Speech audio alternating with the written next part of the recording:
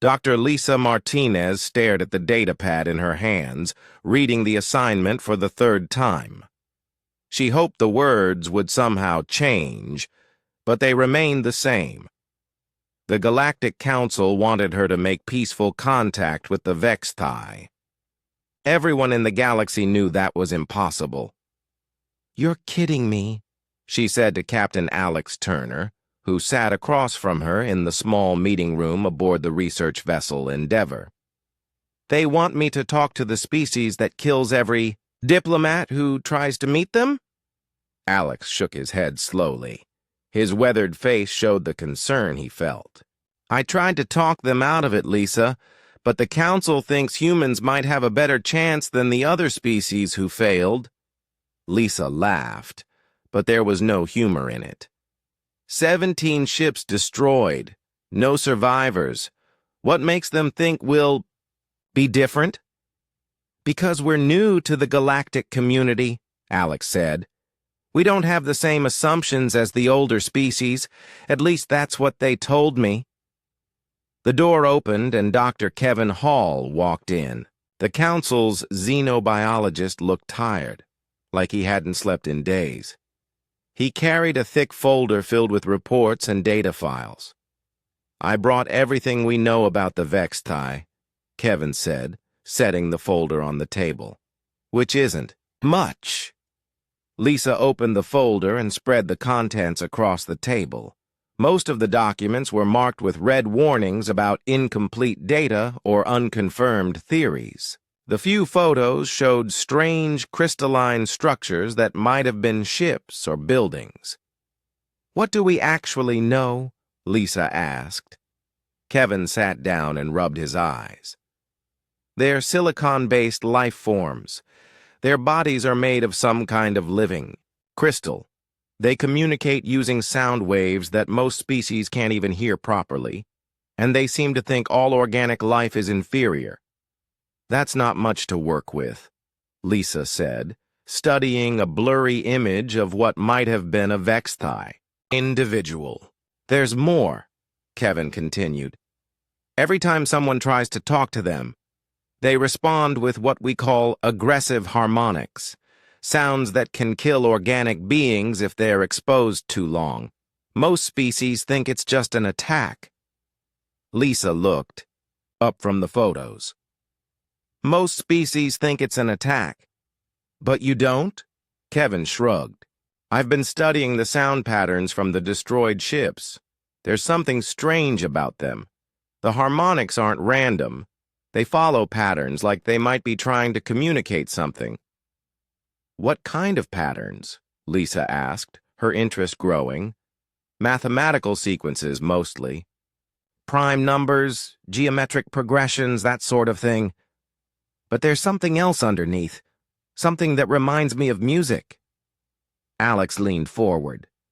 "Music? You think they're singing to us before they blow up our ships?" "I don't know," Kevin admitted. "But I've been thinking about it. What if the Vextai aren't attacking because they hate us? What if they're trying to communicate and we just don't understand what they're saying?" Lisa picked up one of the audio files and plugged it into her datapad. The recording was from the last diplomatic ship that tried to contact the Vextai. She listened to the strange, haunting sounds that had preceded the ship's destruction. "Play it again," she said. Kevin looked surprised but complied. Lisa closed her eyes and listened carefully. The sounds were unlike anything she had ever heard, but there was something familiar about them. The way they rose and fell, the way certain tones repeated and changed. It reminded her of something. "Kevin, do you have software that can break down these sound patterns?" she asked. "Sure, but why? I want to see the mathematical structure behind them. Not just the obvious patterns, but the deeper ones. The ones that might be hidden." Kevin pulled out his portable computer and began running the audio through analysis programs. Numbers and graphs filled the screen, showing the complex relationships between different sound frequencies. Lisa studied the data for a long time. Alex and Kevin waited quietly, watching her work. Finally, she looked up. "I think you're right, Kevin. This isn't random aggression, it's communication. Complex communication." "But communication about what?" Alex asked. "I'm not sure yet," Lisa said. "But I think I know how to find out. Kevin, I need you to gather every recording we have of HFY harmonics, everything from the past 200 years. "That's going to take weeks to analyze," Kevin warned. "Then, we better get started," Lisa said. "Alex, how long until we reach HFY space?" "About a month at current speed," Alex replied. "Perfect. That gives me time to figure out what they're actually trying to say to us." Over the next few weeks, Lisa spent most of her time in the Endeavor's small laboratory, surrounded by computers and audio equipment. She analyzed every HFY recording they had, looking for patterns that previous researchers had missed. Slowly, a picture began to emerge. The HFY communications weren't just mathematical. They contained emotional, content, artistic expression, even what might be humor. The problem was that no one had been listening for these things. "Lisa, you need to see this," Kevin said one day, bursting into the lab with excitement. "What is it?" she asked, looking up from her work. "I've been comparing your analysis with reports from other species. Every race that tried to contact the HFY used the same approach. They transmitted mathematical concepts and basic scientific data. And," Lisa prompted. "And the HFY responded to each one differently. The responses weren't random attacks. They were specific to what each species had sent." Lisa felt a chill of understanding. They were answering. They were actually answering the mathematical questions. "But not in a way anyone could understand," Kevin said, "because they weren't just giving mathematical answers. They were giving complete cultural responses. Context, emotion, artistic interpretation, everything. And when the other species didn't respond appropriately to that cultural context," Lisa began, "the HFY assumed they were dealing with beings incapable of true communication." Kevin finished. "So they ended the conversation the only way they knew how." Lisa stood up and walked to the window, looking out at the stars. Somewhere ahead of them lay the HFY homeworld and the most dangerous first contact mission in galactic history. "Alex," she said into her communicator, "I need to talk to you about changing our approach when we reach HFY space." "What do you have in mind?" came Alex's voice through the speaker. "Something that's either going to save both our species," Lisa said, "or get us all killed." The Endeavor dropped out of faster-than-light travel at the edge of HFY space. Through the main viewing window, Lisa could see their destination. The HFY homeworld hung in space like a giant jewel, surrounded by massive crystalline structures that orbited the planet in perfect formation. "Those aren't space stations," said Jake Morrison, the ship's pilot, staring at the structures in wonder. "They're alive." Lisa pressed her face against the window. The crystalline formations pulsed with inner light, changing colors in slow, rhythmic patterns. It was beautiful and terrifying at the same time. "Captain," called Danny Rodriguez from the engine room. "We're getting some kind of energy readings from those structures. They're scanning us." Alex Turner moved to the command chair. "All stations prepare for possible contact. Lisa, are you ready for this?" Lisa took a deep breath. She had spent the entire journey preparing for this moment, but she still felt nervous. "As ready as I'll ever be. Danny, I need you to configure our communication array according to the specifications I gave you." "Already done," Danny replied. "But I have to warn you, this is going to put a lot of strain on our systems. The harmonic frequencies you want to transmit aren't designed for our equipment." I know, Lisa said, but it's the only way to get their attention without being seen as a threat. Amy Foster, the communications specialist, looked up from her station. Lisa, I'm detecting movement from one of those crystalline structures. Something's heading our way. On the main screen, a shape detached itself from the nearest orbital structure. It moved toward them with fluid grace, despite its massive size. As it got closer, Lisa could see that it was indeed a ship, but unlike any vessel she had ever seen. The hull was made of living crystal that shifted and changed color as it moved. It's beautiful, Amy whispered. And probably very dangerous, Alex added grimly. Lisa, whatever you're going to do, you better do it now. Lisa moved to the communication station. Her hands trembled slightly as she activated the transmitter. Computer, begin transmission of harmonic sequence Alpha 7. The Endeavor's communication array began broadcasting the mathematical patterns Lisa had developed from her analysis of previous Vex-High communications. But these weren't just numbers. She had woven in emotional content, artistic variation, and cultural context based on what she had learned about Vex-High society. The response was immediate and overwhelming. The Vex-High ship suddenly blazed with light, and a sound filled the Endeavor that made everyone aboard feel sick to their stomachs. The harmonic vibrations were so intense that they seemed to shake the ship apart from the inside. Hull integrity. Holding, Danny reported, his voice strained. But whatever they're doing to us, it's affecting our molecular structure.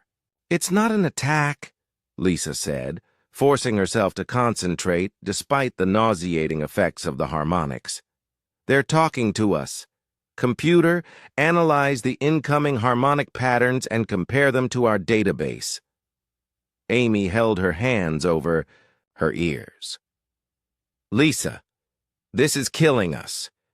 We can't survive much more of this. Trust me, Lisa said. Computer, modulate our shield frequency to match the harmonic baseline of their transmission. That's insane, Alex said. You're going to use our shields as a musical instrument? Exactly, Lisa replied. Danny, adjust shield harmonics to frequency 774.5. Danny's fingers flew over his controls. Suddenly, the painful vibrations lessened. The Endeavor's shields began resonating in harmony with the Vex-High transmission, creating a strange duet between the two ships. It's working, Amy said in amazement. The harmonics are becoming more complex, but they're not hurting us anymore. Lisa watched the readings on her screen. The Vex-High ship was broadcasting increasingly complicated patterns, like a musician testing the skill of another player. They're curious about us. Computer, respond with harmonic sequence beta 3, but add variations based on the patterns. They're sending us. For several minutes, the two ships engaged in what could only be described as a musical conversation. The Vex-High would send a complex harmonic pattern, and Lisa would respond with her own variation. Each exchange became more sophisticated. Then, suddenly, the Vex-High ship went silent. Did we do something wrong? Jake asked nervously. I don't think so, Lisa said, studying her instruments. I think we surprised them. The Vex-High vessel began, moving again, but instead of approaching, it started to retreat. As it moved away, it broadcast one final sequence of harmonics. Computer, what did they just send us? Lisa asked. The translation appeared on her screen. Coordinates to a location in the outer system, along with what appeared to be a time reference. It's an invitation, Lisa said, hardly believing it. They want to meet us. Alex stared at the coordinates. That location is on a small asteroid. Why would they want to meet there instead of their homeworld? Because they're being careful, Lisa realized. Just like we are. They don't want to risk their home if this goes wrong. Amy looked worried. Lisa, what if it's a trap? What if they're luring us away from the shipping lane so they can destroy us without witnesses? Then we'll be the 18th diplomatic mission. To fail, Lisa said. But I don't think that's what's happening here. For the first time in 200 years, a Vexhi ship didn't immediately attack a diplomatic vessel. They actually tried to communicate with us. And succeeded, Alex admitted. The question is, what do we do now? Lisa looked at the coordinates on her screen. We go to the meeting, but not with the whole ship. I'll take a shuttle with a small crew. Absolutely not, Alex said firmly. I'm not letting you go alone into what could be a trap. I won't be alone, Lisa said. I'll take Jake as my pilot and Amy for communication support. 3 people in a small shuttle are less threatening than a full starship. Danny looked up from his station. Lisa, if something goes wrong, we won't be able to help you. That asteroid is at the edge of our sensor range. I know, Lisa said. But this is why we came here, to take risks that no one else has been willing to take. Alex was quiet for a long moment. Finally, he nodded. All right, but you'll maintain constant communication with us, and at the first sign of trouble, you get out of there. Understood, Lisa said. She looked around at her friends and colleagues. These people had traveled across the galaxy with her, trusting her theory that the Vexhi could be reasoned with. Now it was time to find out if she was right. Jake, prep Shuttle 2 for departure, she said. Amy, download all our harmonic translation software to the shuttle's computer. We're going to need it. As the crew prepared for the most dangerous first contact in galactic history, Lisa stood at the viewing window, looking at the distant asteroid where she would soon meet a member of the most feared species in the galaxy. She hoped her analysis was correct. She hoped the Vexhi really did want to communicate, because if she was wrong, she was about to lead her friends to their deaths. The shuttle approached the asteroid slowly. Jake Morrison kept his hands steady on the controls, but Lisa could see the tension in his shoulders. Behind them, Amy Foster monitored the communication equipment, ready to broadcast their harmonic sequences at a moment's notice. There, Lisa said, pointing at the asteroid's surface. Do you see that? Jake squinted at the rocky surface ahead of them. It looks like there's some kind of opening, but that's impossible. This asteroid should be solid rock. As they got closer, the truth became clear. The asteroid had been hollowed out from the inside. The opening led to a chamber large enough to hold several shuttles. The walls of the chamber were lined with crystals that gave off a soft, pulsing light. They built this place, Amy said in wonder. They carved out this asteroid just for meetings like this. Jake guided the shuttle through the opening and set it down on a flat area near the far wall. Through the shuttle's windows, they could see that the chamber was filled with a breathable atmosphere. The crystals on the walls were creating harmonic vibrations that resonated through the shuttle's hull. The whole chamber is like a musical instrument, Lisa said, studying the readings on her instruments. Every surface is designed to create and modify harmonic patterns. Lisa, Amy said nervously, we have company. A section of the far wall began to change. The crystals shifted and moved, creating an opening. Through it stepped a being unlike anything any of them had ever seen. The Vexhi was tall, nearly 8 feet in height, and its body was made of living crystal that constantly shifted colors. As it moved, its crystalline form created musical tones that filled the chamber. The being's shape was roughly humanoid, but its proportions were different. Its limbs were longer and more graceful, and its head was elongated and angular. "It's beautiful," Amy whispered. The HFY approached their shuttle and began broadcasting complex harmonic patterns. Lisa quickly activated their translation software, but the meanings that appeared on her screen were incomplete and confusing. "The software isn't working properly," she said. "The language is too complex." "Maybe we should go out there," Jake suggested. "Face-to-face communication might work better." Lisa nodded.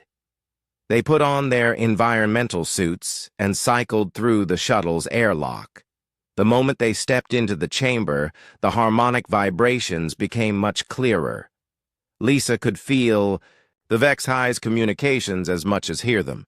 The crystalline being stopped about 10 feet away from them and continued its harmonic broadcasting. Lisa activated her suit's external speakers and began responding with the patterns she had developed. For several minutes, they exchanged basic mathematical concepts and simple greetings. Then the HFY did something unexpected.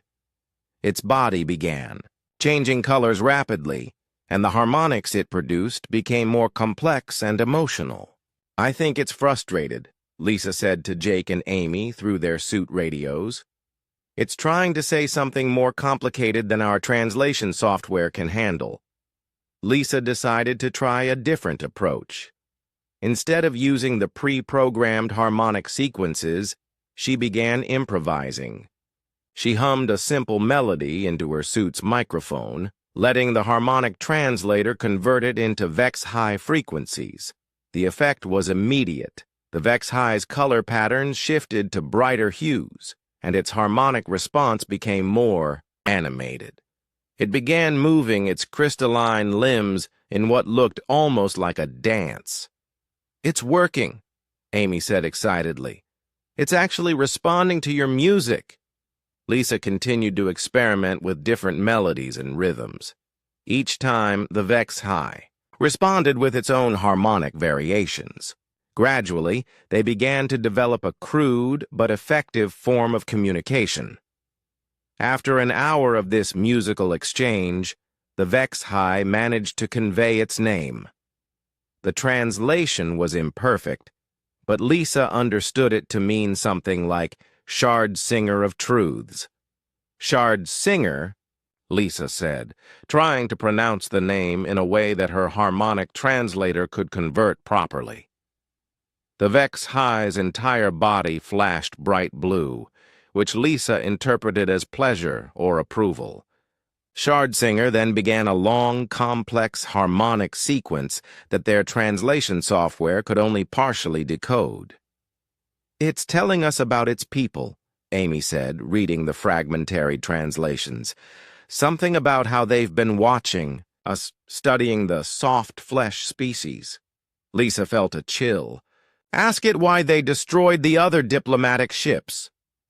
Amy relayed the question through the harmonic translator. Shard Singer's response made all three humans step back in shock. "It says they weren't attacking," Amy translated, her voice filled with disbelief. "They were trying to help. They thought the organic beings were suffering because they couldn't produce proper harmonics." "They were trying to help by killing them?" Jake asked. Lisa thought about this for a moment. "Jake, what if you saw beings who appeared to be in constant pain, unable to communicate properly, unable to create beauty the way you understand it? What if you thought death would be a mercy?" "That's insane," Jake said. "Not insane," Lisa replied. "Just completely different from how we think. Shard Singer, can you explain more about why your people thought we were suffering?" The HFY's harmonic response was long and complex. As the translation appeared on their screens, Lisa began to understand the fundamental difference between their species. To the HFY, Existence without harmonic resonance was like existence without color or music. Organic beings, who couldn't naturally produce the complex harmonic patterns that were the basis of Vex high culture, appeared to be living in a world of sensory deprivation. They thought they were being kind, Lisa said quietly. All this time, they thought they were putting us out of our misery.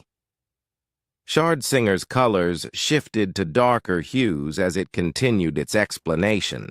Amy translated, "It says that it has been studying organic species for many years, trying to understand how we can exist without proper harmonics. It's been learning our languages and customs. That's why its harmonics have those discordant elements," Kevin noticed, Lisa realized. It's been trying to incorporate organic sounds into its communications. But its own people don't approve, Amy continued translating. They consider Shard Singer's interest in organic life to be a corruption of proper harmonic purity. Lisa felt a sudden understanding. "Shard Singer, are you an outcast among your people?" The Vex High's response was a single, low harmonic tone that conveyed deep sadness. No translation was needed. "That's why it wanted to meet us here instead of on the homeworld," Jake said. "It's not officially representing the Vex High government." Lisa stepped closer to Shard Singer. "We need to find a way to show your people that organic life isn't chaos or suffering. We need to show them that we have our own forms of beauty." Shard Singer's crystalline body brightened with interest. It began broadcasting rapid harmonic patterns that their software could barely keep up with. "It's asking about human music," Amy translated. "It wants to know if we can create beauty without crystals." Lisa smiled. "Amy, patch me through to the Endeavor. I want to talk to Carol Phillips in the music department." A few minutes later, Carol's voice came through their communication system. "Lisa, are you all right? Alex has been worried sick." "We're fine, Carol, but I need your help. Can you access the ship's music library and transmit some pieces to our shuttle? I want to play human music for our new friend." "What kind of music?" Carol asked. Lisa looked at Shard Singer, whose crystalline form was pulsing with anticipation. "Everything. Classical, folk, jazz, rock. I want to show them the full range of human musical expression." As the first notes of a Bach fugue filled the chamber, Shard Singer's entire body began to resonate in harmony. For the first time in Galactic history, a human and a Vex High were making music together. Over the next several days, Lisa returned to the asteroid chamber again and again. Each visit brought new understanding between her and Shard Singer of Truths. The Vex High had become fascinated with human music, and Lisa was learning about the complex harmonic society that governed Vex High civilization. "Your people determine social status through music?" Lisa asked during their fourth meeting. She had learned to speak directly in simple harmonic patterns that Shard Singer could understand. The crystalline being's response filled the chamber with elaborate tones. "Not music as you understand it," the translation software interpreted. "Harmonic complexity determines understanding. Those who create the most perfect resonance patterns lead our society." Lisa thought about this as she listened to Shard Singer's explanation. The Vex High government was essentially a musical hierarchy, where the most skilled harmonic artists became the rulers. It was unlike any political system she had ever studied. "But your harmonics are different," Lisa observed. "Carol Phillips says they have elements that don't follow traditional Vex High patterns." Shard Singer's colors shifted to darker hues. "I have been corrupted by study of organic life. Other Vex High find my harmonics disturbing because they contain chaos elements. Chaos elements? Bird songs, ocean waves, the rhythm of organic heartbeats. I have tried to understand how organic beings create beauty without crystal resonance. My harmonics now contain these impure sounds. Lisa felt a surge of excitement. Shard Singer, what you call corruption might actually be evolution. You're creating something new by combining organic and crystalline elements. The Harmonic Council does not agree, Shard Singer replied sadly. They consider my work to be dangerous deviation from pure resonance. Back on the Endeavor, Lisa worked with Carol Phillips and the ship's computer to analyze the recordings of Shard Singer's harmonics. What they discovered amazed them. Lisa, this is incredible, Carol said, pointing at the analysis on her screen. Shard Singer has been incorporating human musical concepts into Vex-high harmonic structures. Listen to this. Carol played a section of Shard Singer's latest communication. Hidden within the crystalline tones were recognizable patterns from human. Folk songs, classical compositions, and even popular music that had been broadcast into space years earlier. It's been listening to our radio transmissions, Lisa realized. Learning our music and trying to find ways to blend it with Vex-high harmonics. The result is something completely new, Carol said. Neither purely human nor purely Vex-high. It's a hybrid musical language. Lisa had an idea. Carol, can you help me create something? I want to take human music and modify it to incorporate Vex-high harmonic principles. They spent the next day working together, using the ship's advanced audio equipment to create musical compositions that followed both human and Vex-high artistic rules. The result was strange but beautiful, like nothing either species had created before. When Lisa played these hybrid compositions for Shard Singer, the Vex-high's reaction was extraordinary. Its crystalline body blazed with brilliant light, and it began creating harmonic responses of incredible complexity and beauty. What is this feeling? Shard Singer asked through the harmonic translator. This is not pure crystal resonance, but it creates perfect harmonic joy. It's what happens when two different forms of beauty come together, Lisa explained. Neither species could create this alone. It requires both organic creativity and crystalline precision. Shard Singer was quiet for a long time, its crystalline form pulsing with soft light as it processed this concept. Finally it spoke. You have shown me something my people have never imagined. Beauty that comes from combination rather than purity. Will you help me show this to others of your kind? Lisa asked. The Harmonic Council will not listen, Shard Singer warned. They believe organic life is chaos that corrupts proper resonance. Then we need to prove them wrong, Lisa said. We need to demonstrate that organic and crystalline life can create harmony together. Lisa spent the next week developing a plan.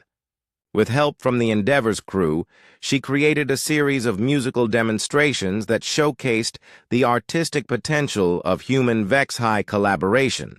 Carol Phillips composed new pieces specifically designed to blend human and Vex-high musical traditions. Amy Foster and Danny Rodriguez worked together to modify the shuttle's communication equipment, creating a portable harmonic generator that could amplify human voices to Vex-high compatible frequencies. Jake Morrison practiced piloting maneuvers that would position their craft for optimal acoustic resonance within crystalline structures. Are you sure about this? Alex Turner asked Lisa as she prepared for what might be her most dangerous mission yet. Shard Singer says its people consider it an outcast. What if they see you as a corrupting influence? Then we'll have failed, Lisa admitted. But if we don't try, the Vex-high will continue to destroy every diplomatic mission that approaches them. Eventually, someone is going to decide they're too dangerous to leave alone and start a war Alex said grimly. Exactly. This might be our only chance to prevent that. The plan was ambitious and risky. Shard Singer would request an audience with the Harmonic Council, the 12 most harmonically perfect Vex High who governed their society. Lisa would be allowed to present her case for peaceful coexistence between their species. But there was a catch. If the council found Lisa's presence to be a corrupting influence on Vex High society, both she and Shard Singer would face punishment under Vex High law. The punishment for harmonic corruption was something called resonance dissolution. Essentially, being torn apart by destructive sound waves. I've analyzed Vex High legal proceedings, Kevin Hall told Lisa before she left for the meeting. Their trials are conducted entirely through harmonic demonstration. You'll have to prove your case musically. What does that mean exactly? Lisa asked. You'll have to create a harmonic argument that demonstrates the truth of your position. If your music is convincing, they'll accept your ideas. If not, Kevin didn't finish the sentence. Lisa looked at her friends and colleagues gathered around her. These people had supported her crazy theory from the beginning, even when it seemed impossible. Now she was asking them to risk their lives based on her belief that music could bridge the gap between two completely different forms of life. If something goes wrong, she told them, don't try to rescue me. Get back to Earth and warn them about what we've learned here. Nothing's going to go wrong, Carol Phillips said firmly. You've got the most beautiful argument for peace ever created. The council will have to listen. As Lisa prepared to leave for the Vex High homeworld, she thought about all the species in the galaxy who had tried and failed to communicate with these mysterious beings. She hoped she was right about the power of music to create understanding between different forms of life. Because if she was wrong, she was about to become the first human to be executed by alien opera. Lisa knew something was wrong the moment their shuttle arrived at the meeting asteroid. Instead of the small crystalline chamber where she had been meeting with Shardsinger, the asteroid was now surrounded by massive Vex High warships. Their hulls pulsed with threatening harmonic patterns that made the shuttle's instruments fluctuate wildly. Lisa, we should get out of here, Jake Morrison said nervously, his hands hovering over the emergency jump controls. This looks like a trap. No, Lisa said, studying the formation of ships around them. Look at the positioning. They're not surrounding us to attack. They're creating an acoustic amplification array. Amy Foster checked her readings. She's right. The ships are positioned to create a perfect harmonic resonance chamber. But why? Their question was answered when Shardsinger's voice came through. Their communicator, translated into human speech by their software. Lisa Martinez of Earth, you have been summoned to appear before the Convergence. Primary resonance of the eternal crystal has decreed that you must answer for your corruption of proper harmonic order. Lisa felt her stomach drop. Shardsinger, what's happening? I thought you were going to arrange a peaceful meeting.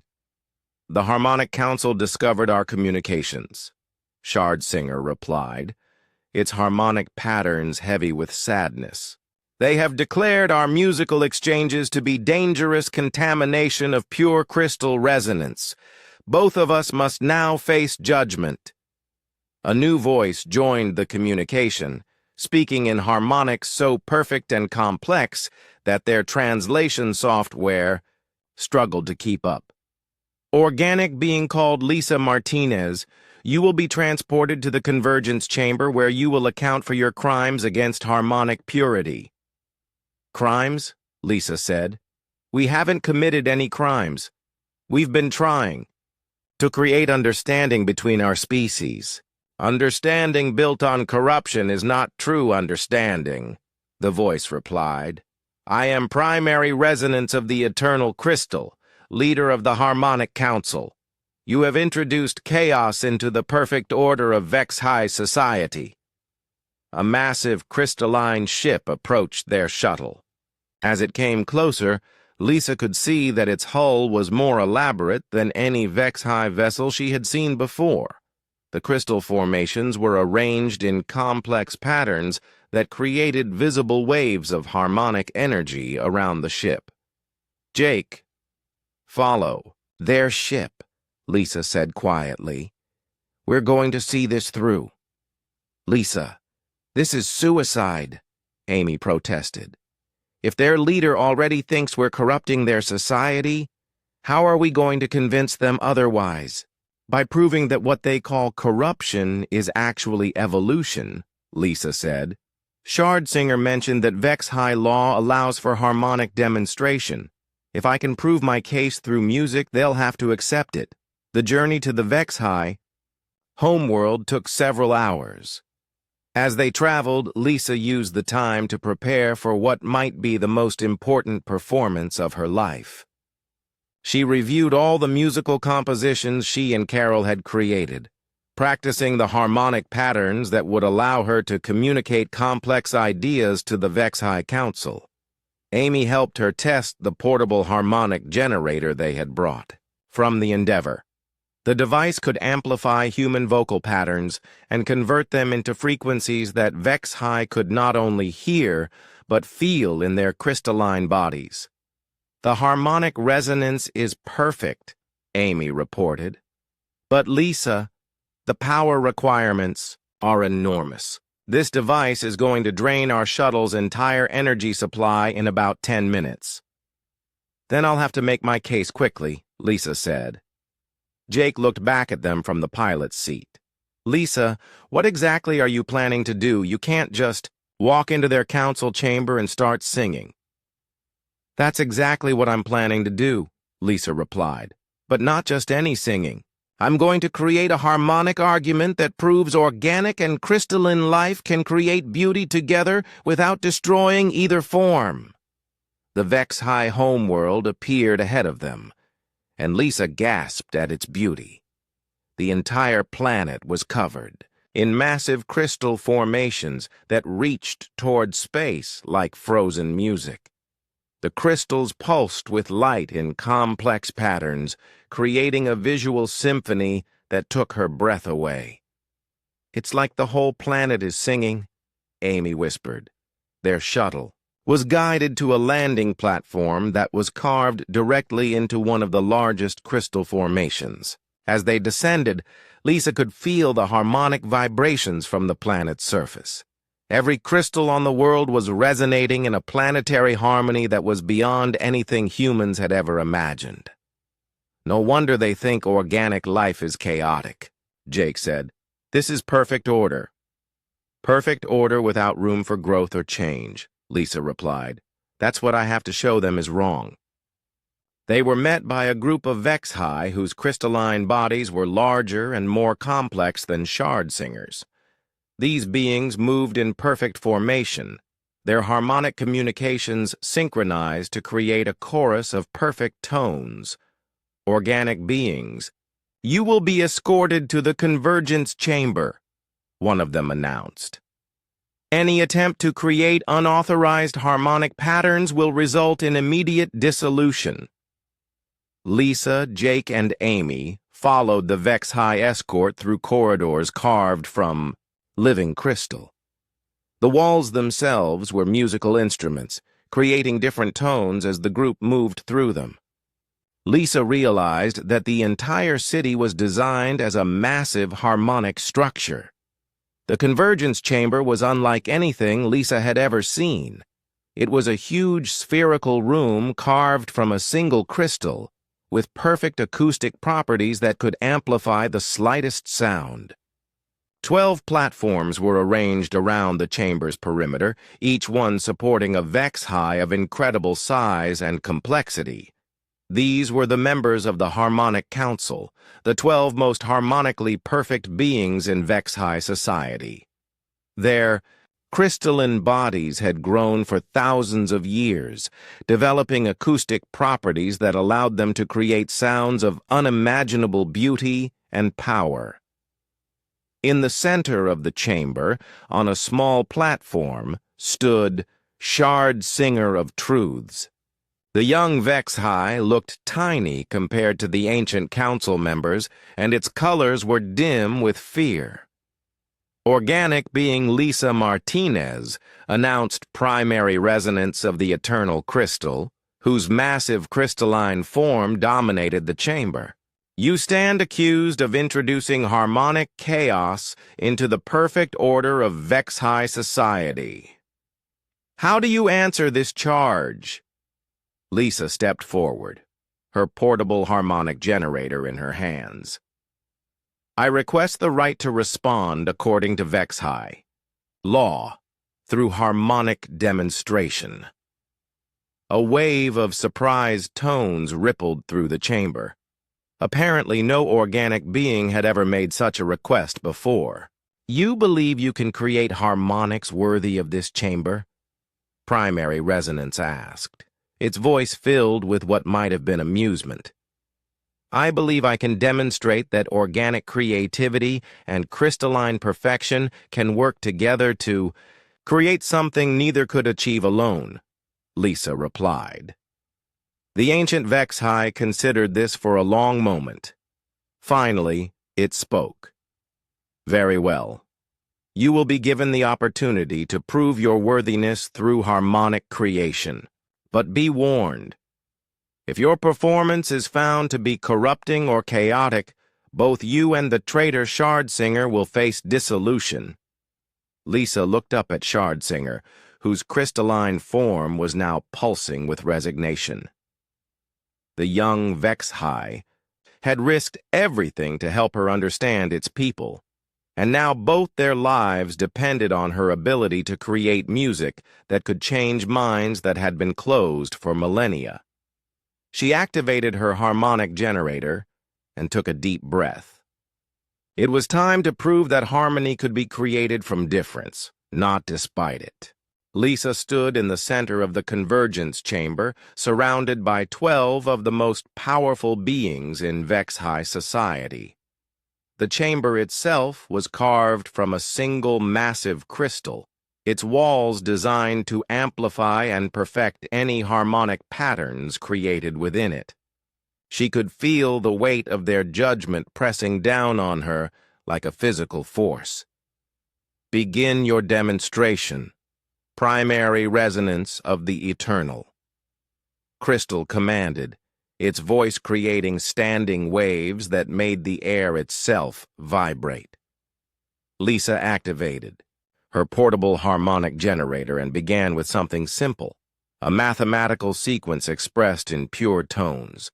She wanted to establish that she understood the basics of HFY harmonic communication before moving to more complex concepts.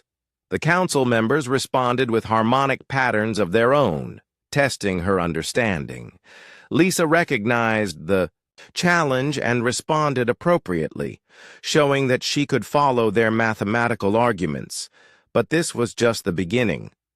You can reproduce our basic patterns, admitted Primary Resonance, but any intelligent species can learn to count.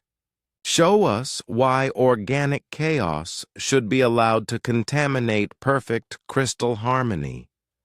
This was the moment Lisa had been preparing for. She took a deep breath and began to sing. Her voice, amplified and modified by the harmonic generator, filled the chamber with a melody that was unmistakably human.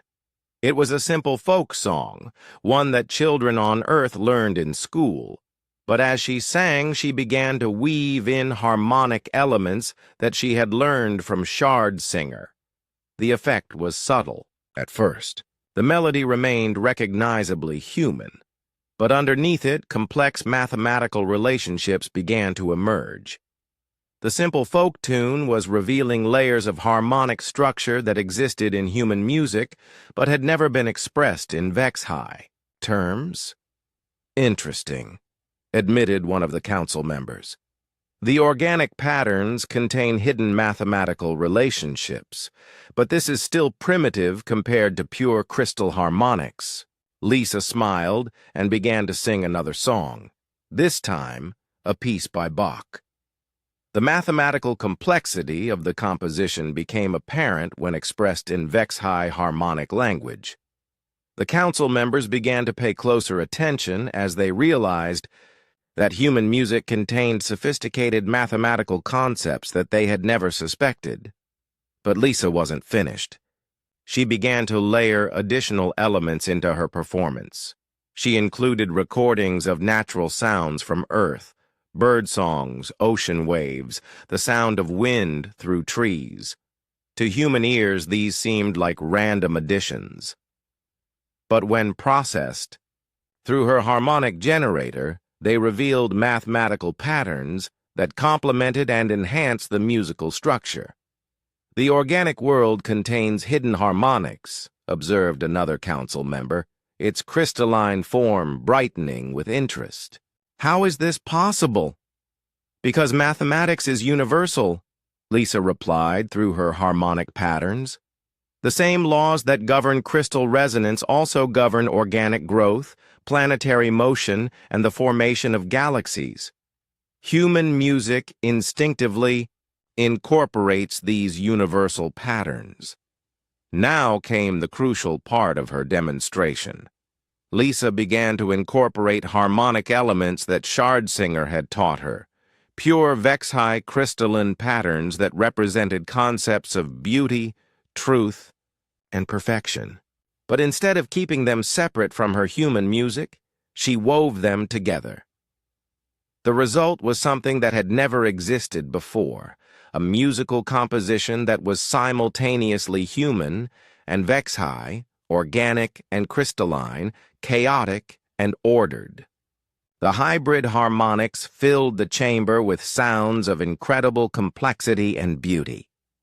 The council members responded with harmonic patterns of their own, but these were different from their earlier communications. They were trying to understand and participate in Lisa's musical creation. For the first time in their billion-year history, they were improvising. "What is this sensation?"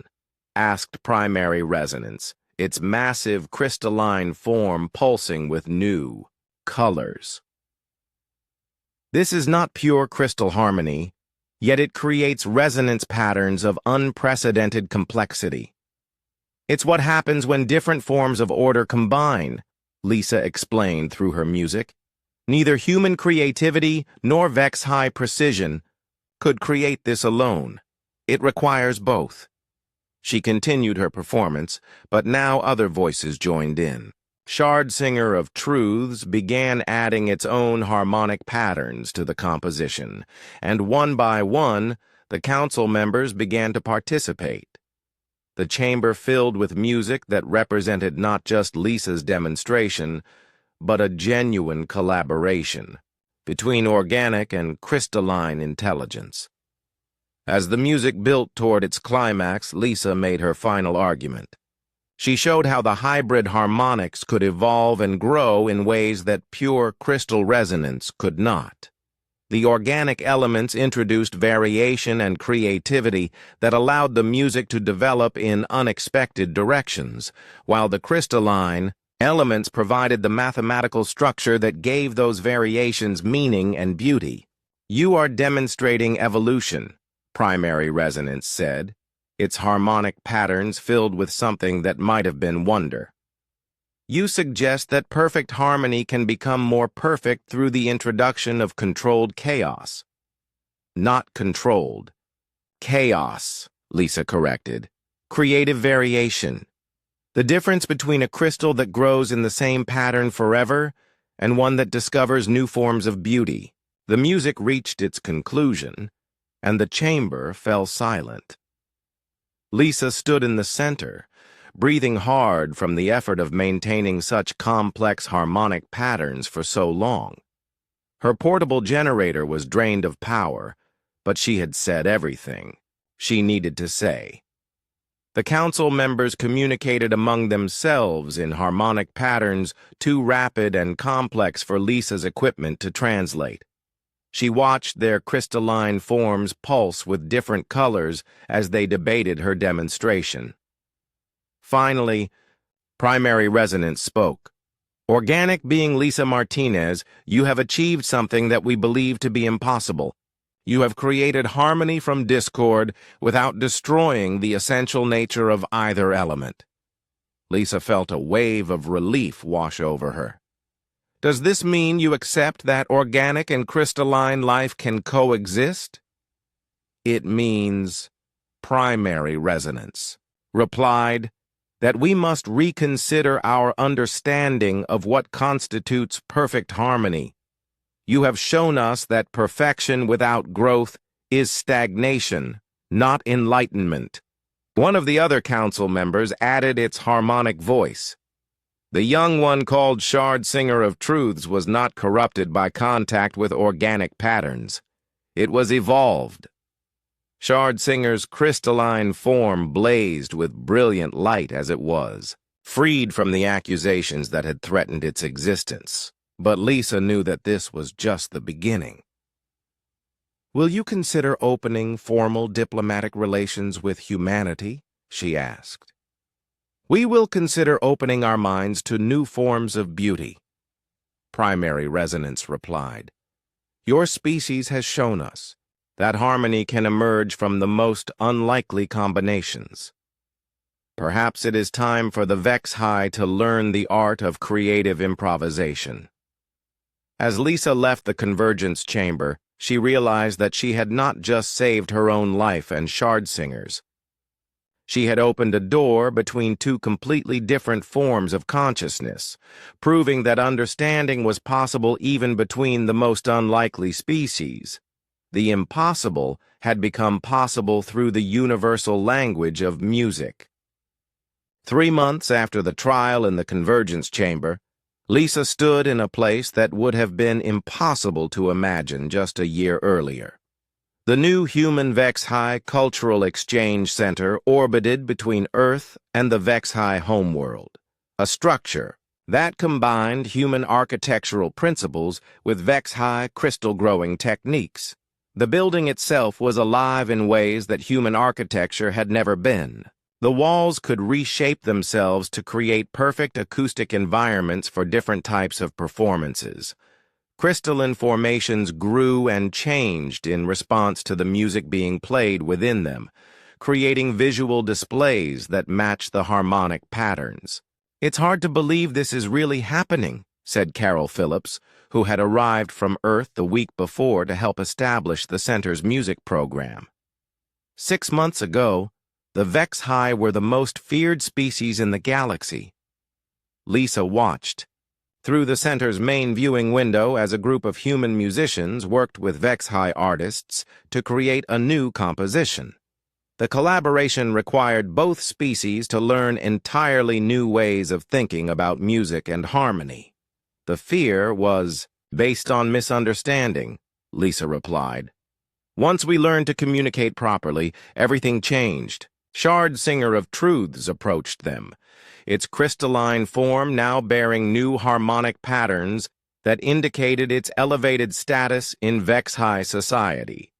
No longer an outcast, Shard Singer had become the primary liaison between the two species. Thus, morning performance was highly successful, Shard Singer announced through the translation devices that had become standard equipment at the center. The hybrid composition achieved harmonic complexity ratings that exceed pure crystal standards. Carol looked impressed. "You mean our combined music is actually better than traditional HFY harmonics?" "Not better," Shard Singer corrected, gently. "Different, more complex. Traditional HFY harmonics pursue perfect mathematical relationships. Human HFY collaborations pursue perfect emotional relationships, enhanced by mathematical structure." Amy Foster, who had been promoted to Chief Communications Officer for the exchange program, joined their conversation. Lisa, we just received a message from the Galactic Council. 3 more species have requested meetings with the HFY, and they specifically asked for human mediation. This was a development that no one had expected. The successful human HFY alliance had sent shockwaves throughout the galactic community.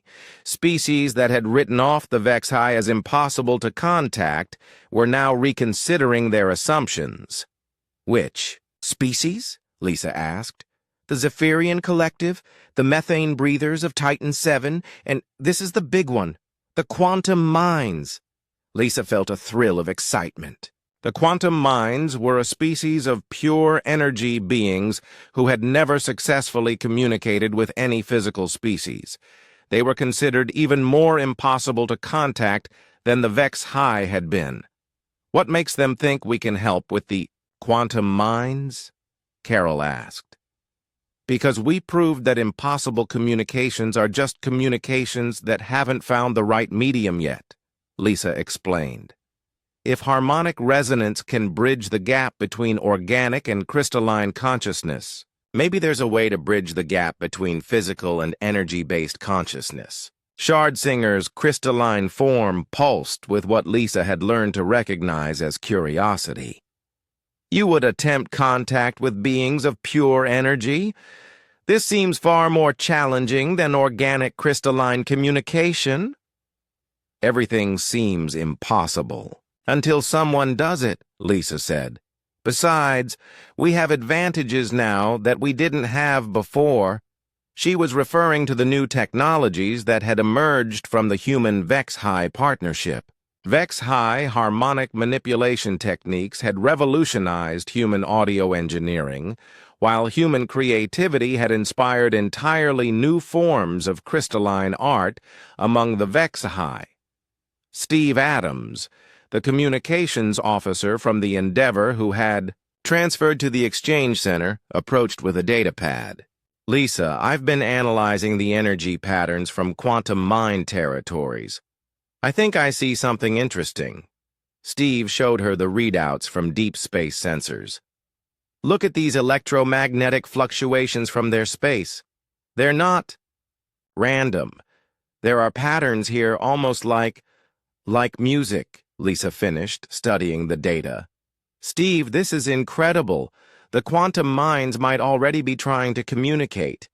We just don't know how to listen. Monica Torres, who had been appointed as the first human cultural attaché to the HFY, brought additional news. The partnership is having effects beyond just communication.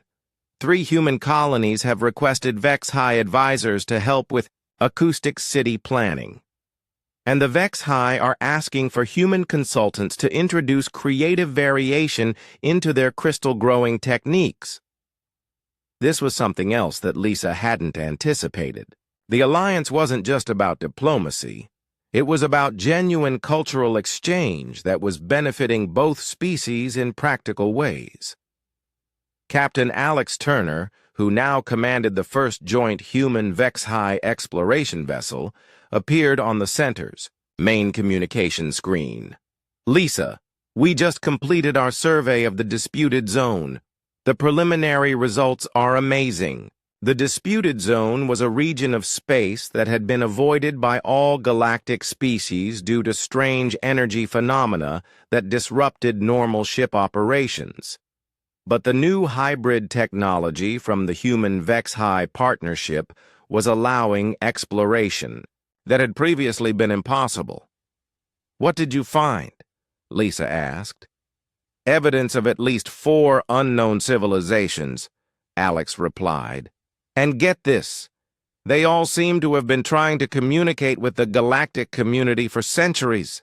We just couldn't detect their signals because they were using communication methods that none of the known species could recognize. Lisa felt a growing sense of excitement.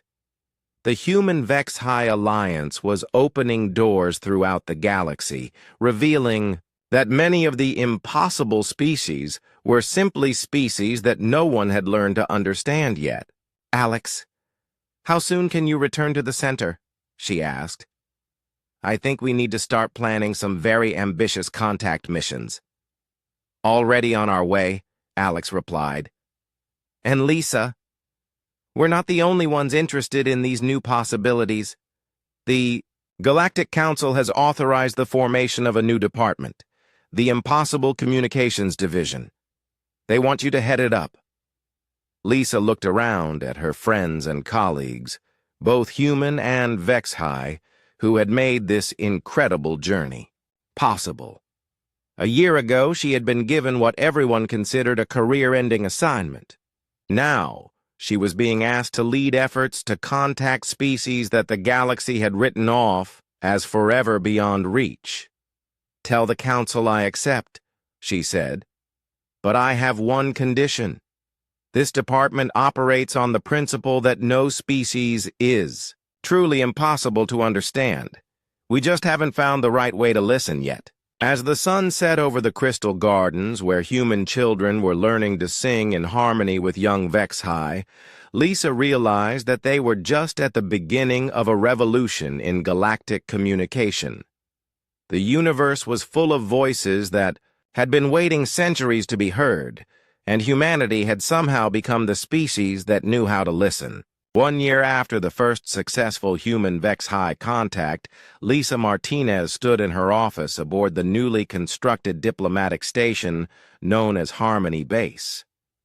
Through her window, she could see something that would have been impossible to imagine just 2 years earlier. Human and HFY children playing together in the station's crystal gardens. The young humans were learning to sing simple harmonic patterns, while the HFY younglings practiced creating crystal formations that responded to human musical instruments. It was a sight that filled Lisa with hope for the future of galactic civilization. Ambassador Martinez, came a voice from her communication system. It was Dr. Ryan Clark, the medical officer who had joined the Impossible Communications Division 6 months earlier. We're receiving the transmission from the quantum mind territory. The energy patterns are stronger than ever. Lisa activated her office's main display screen. The electromagnetic readings from the quantum mind space showed complex wave patterns that had become increasingly organized over the past several months. What had once looked like random energy fluctuations now clearly showed structured, intelligent design. Any progress on translation? Lisa asked. Some, Ryan replied. The patterns seem to be mathematical in nature, but not like anything we've seen before. They appear to be describing relationships between different states of energy rather than physical objects. This was the challenge that had occupied Lisa's team for months. The quantum minds appeared to exist as pure energy beings without physical bodies or the need for physical space. Their communication methods were as alien to both humans and HFY as crystalline harmonics had once been to humans. Shard, Singer of Truths, entered Lisa's office, its crystalline form now bearing the complex harmonic patterns that indicated its new role as Director of Interspecies Harmonic Studies. The former outcast had become one of the most respected scientists in HFY society. Lisa, Shard Singer said through the universal translators that were now standard throughout Harmony Base, I believe we have made a breakthrough in understanding the quantum mind communications. What kind of breakthrough? Lisa asked, her excitement growing. We have been approaching their signals as if they were trying to communicate concepts, Shard Singer explained. But what if they are trying to communicate experiences? What if their language is based on shared sensation rather than shared meaning? Lisa thought about this for a moment. It was a radically different approach to communication than anything they had tried before. How would we test that theory? By attempting to create shared experiences rather than shared concepts, Shard Singer replied. The new harmonic generation equipment could theoretically create electromagnetic patterns that the quantum minds could directly experience. Before Lisa could respond, her communication system activated again. This time it was Captain Alex Turner, calling from the exploration vessel Harmony's Edge. "Lisa, we've got something big happening out here," Alex said, his voice filled with excitement. "We're at the edge of quantum mind space, and they're responding to our presence. But not with energy beams or defensive postures. I think they're trying to welcome us." On her screen, Lisa could see the readings from Alex's ship. Massive energy formations were approaching the vessel, but instead of the chaotic patterns they had observed from a distance, these showed clear signs of intelligent organization and what might even be curiosity. "Alex, maintain your position, but don't make any sudden moves," Lisa instructed. "Shardsinger and I are coming out there with the new communication equipment." 2 hours later, Lisa found herself aboard the Harmony's Edge, watching through the viewports as beings of pure energy danced around their ship. The quantum minds appeared as shifting patterns of light and electromagnetic force, beautiful and alien beyond anything she had ever imagined. "They're magnificent," whispered Jake Morrison, who had become the chief pilot for First Contact missions. "But how do we even begin to communicate with them?" Lisa activated the experimental harmonic electromagnetic generator that Shardsinger had designed. Instead of trying to transmit words or concepts, she began with something simpler: emotions. Using techniques she had learned from working with the Vex-High, Lisa created electromagnetic patterns that corresponded to basic emotional states: joy, curiosity, friendship, peace. She broadcast these patterns toward the energy beings surrounding their ship. The response was immediate and overwhelming. The quantum minds began generating their own electromagnetic patterns that flooded the ship's sensors with what could only be described as pure happiness. For the first time in galactic history, energy beings and physical beings were sharing emotional experiences directly. "It's working," Amy Foster reported from the communication station. "We're getting structured responses to each emotional pattern we send. They understand what we're trying to do." Over the next several hours, Lisa and her team developed a basic emotional vocabulary with the quantum minds. They learned that these beings experienced reality in ways that were completely different from physical species, but their emotional responses to concepts like friendship, curiosity, and cooperation were remarkably similar. "This changes everything," Lisa said as they prepared to return to Harmony Base. "If we can communicate through shared emotions, we can potentially contact any species, regardless of their physical nature." The success with the quantum minds sent ripples of excitement throughout the galaxy. The Galactic Council, which had once considered many species to be permanently beyond contact, began authorizing new exploration missions to territories that had been avoided for centuries. Within 6 months, the Impossible Communications Division had made contact with 12 previously unknown civilizations. Each contact required different approaches. Some species communicated through quantum entanglement, others through gravitational wave manipulation, and one group of silicon-based entities that existed within the cores of stars communicated through controlled nuclear fusion patterns. "We're discovering that the galaxy is much more crowded than anyone realized," Lisa explained to a gathering of galactic ambassadors. "There are dozens of civilizations out there that have been trying to contact us for centuries. We just didn't know how to listen." The implications went far beyond mere communication. Each new species brought unique technologies and perspectives that benefited the entire galactic community. The quantum minds shared energy manipulation techniques that revolutionized space travel. The star core entities provided insights into stellar engineering that could extend the lives of dying suns. But perhaps more importantly, The success of the Impossible Communications Division was changing how the galaxy thought about difference and cooperation. Species that had once avoided each other due to fundamental differences in biology or communication methods were now seeking out partnerships and collaborations. "You've started something remarkable," Primary Resonance of the Eternal Crystal told Lisa during a recent visit to the HFY homeworld. "The galaxy is learning that diversity creates strength rather than conflict."